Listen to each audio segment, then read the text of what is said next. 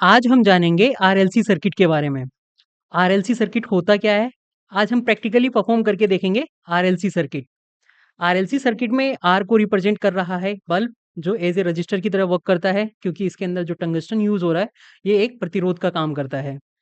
और इंडक्टर के लिए हमने एक चौक यूज किया है जो पुराने टाइम में ट्यूबलाइट के अंदर यूज होता था। कैपेसिटर के अंदर हमने फैन के अंदर जो लगने वाला कैपेसिटर होता है 3.15 माइक्रोफैरेड। इनको कनेक्ट करके हम इसके अक्रॉस जितना वोल्टेज जनरेट हो रहा है, उसको हम आज चेक करेंगे और थ्योरेटिकली अपने फ़ॉर्मूला के अंदर पुट अप करके देखेंगे कि वेरी कर रहा है कि नहीं। चलिए शुरू करते हैं।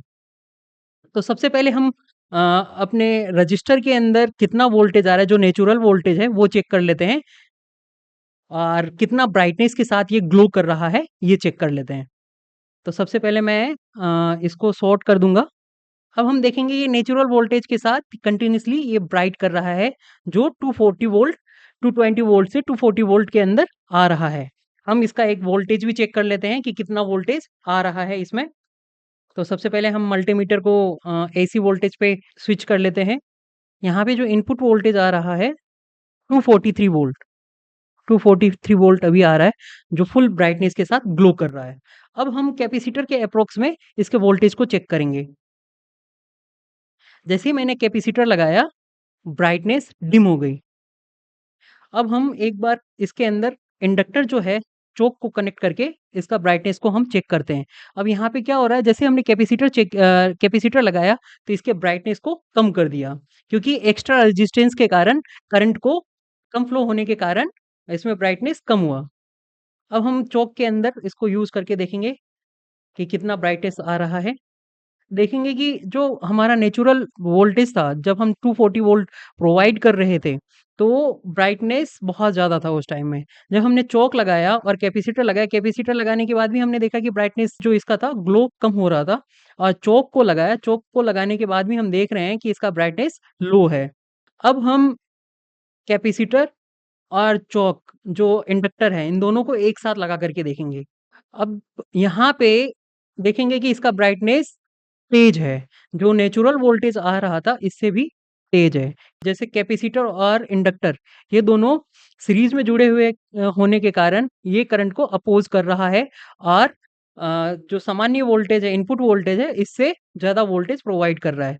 अब इसका प्रैक्टिकली हम परफॉर्म करके देखेंगे कि कितना वोल्टेज कैपेसिटेंस के माध्यम से और रिएक्टेंस के माध्यम से जनरेट होता है और फॉर्मूला के अंदर पुट करके हम इनके रेक्टिफायर करेंगे इनपुट वोल्टेज का और इंडक्टेंस और रिएक्टेंस का।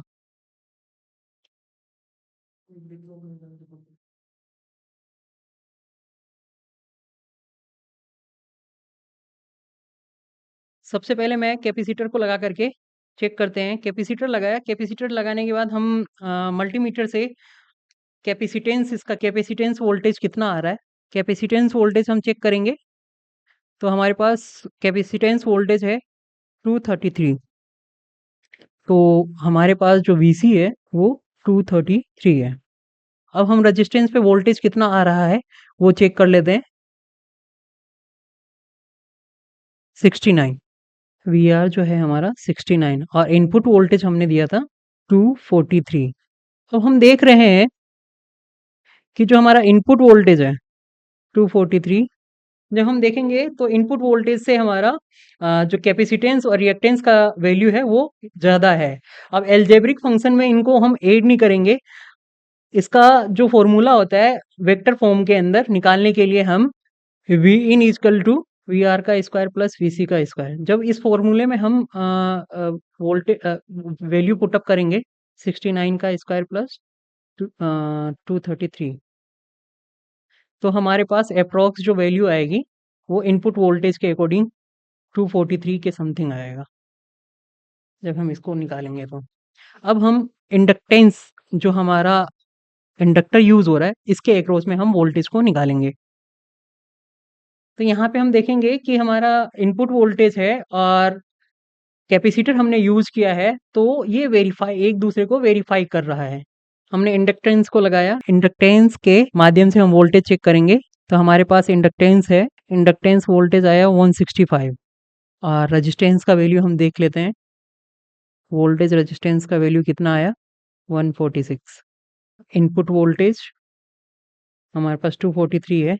हम ये जो वैल्यू है फॉर्मूले के अंदर पुटअप करेंगे तो हमारा वी आर 146 का स्क्वायर प्लस इंडक्टेंस वोल्टेज कितना है? 165। तो टोटल हमारा 48250। जब हम इसका देखेंगे वोल्टेज टोटल तो 219 आएगा। तो हमारा इनपुट वोल्टेज 243 है, तो ये हमारा मैच नहीं कर रहा है।